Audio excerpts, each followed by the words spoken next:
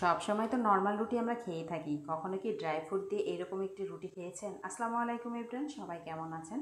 আজকে আপনাদের সাথে খুব সহজ সিম্পলভাবে আটা আর কিছু ড্রাই ফ্রুট দিয়ে এই মজার রুটিটা তৈরি করেছি। সেই সহজ সিম্পল রেসিপি শেয়ার করব। তো এর জন্য লাগছে আমার প্রথমে দুধ। এখানে আমি 1 কাপ পরিমাণ গরম দুধ নিয়েছি।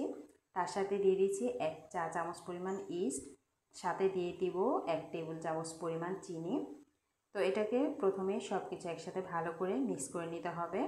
আর ইস্ট সবসময় গরম দুধ বা পানির মধ্যে ব্যবহার করলে ইস্টটা অ্যাক্টিভ হয় খুব সহজে। তো চিনি, ইস্ট আর একটু লবণ দিয়ে দিচ্ছি পরিমাণ মতো, দিয়ে ভালো করে মিক্স করে নিতে হবে। এরপর আমি এটাকে 5 মিনিটের জন্য রেস্টে রেখে দিচ্ছি যেন ইস্টটা একটু অ্যাক্টিভ হয়ে যায়। এরপর আমি এখানে একটি ডিম নিয়েছি। তো ডিমের যে কুসুমটা আছে সেটা আমি আলাদা করে নেব, এটা আমার পরবর্তীতে কাজে লাগবে, এর জন্য আলাদা করে নিচ্ছি। এরপর যে সাদা অংশটা আছে সেটা আমি এখন দুধের মধ্যে দিয়ে দিচ্ছি। তো 5 মিনিট পর দুধের আর ইস্টটা কিন্তু অনেকটা আমার অ্যাক্টিভ হয়ে গেছে। তো এর মধ্যে আমি সাদা অংশটা দিয়ে দিচ্ছি, দেখতেই পাচ্ছেন। এর সাথে আমি দিয়ে দিব 2 চা চামচ পরিমাণ রান্না করার তেল। যে নর্মাল তেল আছে রান্নাঘর সেটাই দিয়ে ব্যবহার করছি এখানে। তো দিয়ে সব কিছু একসাথে ভালো করে মিশিয়ে নিতে হবে যেন ডিম, দুধ আর দুধের যে মিশ্রণটা সেটা যেন সব একসাথে মিক্স হয়ে যায়। কিছুক্ষণ বিট করলে সব কিছু একসাথে মিশে যাবে। এরপর এখানে আমি আটা দিয়ে দিচ্ছি 1 কাপ পরিমাণ।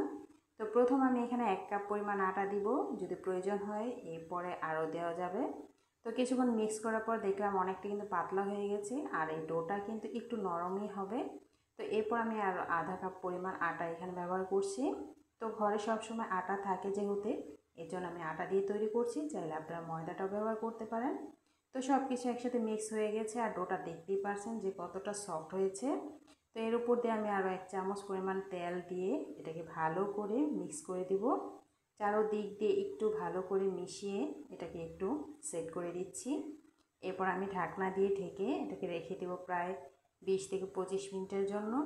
যত বেশি রাখবেন এই রুটিটা কিন্তু ততটাই সফট হবে আর খেতেও ভালো লাগবে। তো আমি 20 মিনিটের জন্য রেস্টে রেখে দিচ্ছি। তো 20 মিনিট পর দেখেন আমার ডোটা কিন্তু একদম খুব সুন্দর ফুলে গেছে আর অনেকটাই সফট হয়েছে, দেখতেই পারছেন। তো হাতে একটু তেল মেখে নিব, নিয়ে আবারও ডোটাকে কিছুক্ষণ ময়ান করে নিতে হবে। এভাবে করে কিছুক্ষণ আবারও মিক্স করে একটি প্লেটের উপর নিয়ে নিচ্ছি, স্টিলের প্লেট। এর উপর আমি একটি রুটি তৈরি করে নিয়েছিলাম। তো হাত দিয়ে চেপে চেপে কিন্তু যে পিৎজা তৈরি করা যে ডো থাকে ঠিক সেভাবে বানিয়ে নিতে পারেন হাতে, চাইলে কিন্তু রুটিটা আপনি বেলেও নিতে পারেন। তো আমি হাত দিয়ে করে নিয়েছি, দেখতেই পারছেন। এরপর চারদিক দিয়ে একটু তেল ব্রাশ করে নিলাম। তেল ব্রাশ করার পর এখানে আমি খেজুর নিয়েছি, কিছুটা কুচি কুচি করে কেটে নিয়েছি। তার উপর দিয়ে কিছুটা বাদাম আর কিশমিশ আমি কুচি করে একদম ছোটো ছোটো করে কেটে নিয়েছিলাম, সেগুলো দিয়ে দিচ্ছি, দেখতেই পারছেন। তো সম্পূর্ণ রুটিটার মধ্যে এভাবে ছড়িয়ে দিয়ে, তো দেখতেই পারছেন কীভাবে এটাকে আমি পেঁচিয়ে নিচ্ছি, এভাবে করে রোলের মতো করে শেপ করে নিব। তো ডোটা যেহেতু অনেকটাই সফট, তো আস্তে আস্তে করে হাতে একটু তেল মেখে এভাবে রোল করে নিতে পারেন। তো এরপর রোলটা কিন্তু ভালোভাবে আমার হয়ে গেছে। এখন মাঝখান দিয়ে আমি এটাকে কেটে নিচ্ছি, দেখতেই পাচ্ছেন চারোদিক দিয়ে কিন্তু দেখা যাচ্ছে। তো এটাকে সুন্দর করে একটা ভাঁজ দিয়ে নিচ্ছি। তো এই পদ্ধতিতে কিন্তু রুটিটা তৈরি করলে খেতেও ভালো লাগে, বাচ্চারাও কিন্তু খুব পছন্দ করে। তো দেখতেই পারছেন এটা শেপটা আমি কীভাবে দিচ্ছি, একদম গোল করে একটা ব্রেড তৈরি করে নিলাম। এখন আমি এটাকে তুলে নিচ্ছি, দেখতেই পাচ্ছেন কত সুন্দর হয়েছে। তো যে পাত্রে আমি এটাকে বেক করব সেটার মধ্যে আমি দিয়ে দিচ্ছি, আগে থেকে একটু তেল ব্রাশ করে নিয়েছিলাম। তো এর মধ্যে দিয়ে আবারও কিছুক্ষণ আমি 10 মিনিটের জন্য রেস্টে রেখে দিচ্ছি যেন ভালো করে এটা সেট হয়ে যায়। এই তো দেখতেই পারছেন এটা কিন্তু অনেকটা আরও ফুলে গেছে। তো এখানে আমি একটি প্যান নিয়েছি, প্যানের মধ্যে আমি এখানে পেপার দিয়ে দিব।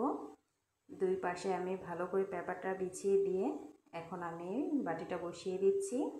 এখন আমি এর উপর দিয়ে যে ডিমের কুসুমটা রেখে দিয়েছিলাম সেটা আমি এখন ব্রাশ দিয়ে উপর দিয়ে দিয়ে দিচ্ছি যেন কালারটা খুব সুন্দর আসে, দেখতেই পারছেন।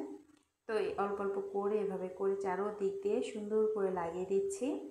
তো রেসিপি কেমন লেগেছে অবশ্যই কমেন্টসে জানিয়ে দিন, ভালো লাগলে ভিডিওটা অবশ্যই শেয়ার করে দিবেন। আর এরকম সহজ সহজ মজার মজার রেসিপি দেখতে হলে অবশ্যই চ্যানেল ফলো করতে ভুলবেন না। এই তো চারোদিক দিয়ে কুসুমটা কিন্তু দেওয়া হয়ে গেছে। এর উপর দিয়ে আমি এখন কিছুটা এখানে আমি তিল দিয়ে দিচ্ছি, তিল দিলে দেখতেও সুন্দর লাগে, খেতেও কিন্তু ভালো লাগে। এরপর এখন আমি চুলায় বসিয়ে দিচ্ছি, এটা হতে 20 থেকে 25 মিনিট লাগবে। চাইলে কিন্তু আপনারা ওভেনও বেক করে নিতে পারেন। তো আমি গ্যাসের চুলায় এটা বেক করে নিয়েছি। তো 25 মিনিট পর দেখুন আমার রুটি কিন্তু তৈরি হয়ে গেছে, মাশাআল্লাহ একদম সেট হয়ে গেছে। নর্মাল রুটি না বানিয়ে মাঝে মধ্যে যদি এরকম একটু ডিফারেন্স টাইপের নাস্তা তৈরি করেন, বাড়ির সবার কিন্তু ভালো লাগবে। সহজ সহজ রেসিপি দেখতে হলে অবশ্যই চ্যানেল কিন্তু ফলো করতে ভুলবেন না। এটা একটা কেটে দেখিয়ে দিচ্ছি কত সুন্দর হয়েছে। তো সবাই ভালো থাকবেন। এটা আজ এই পর্যন্ত, আল্লাহ হাফিজ।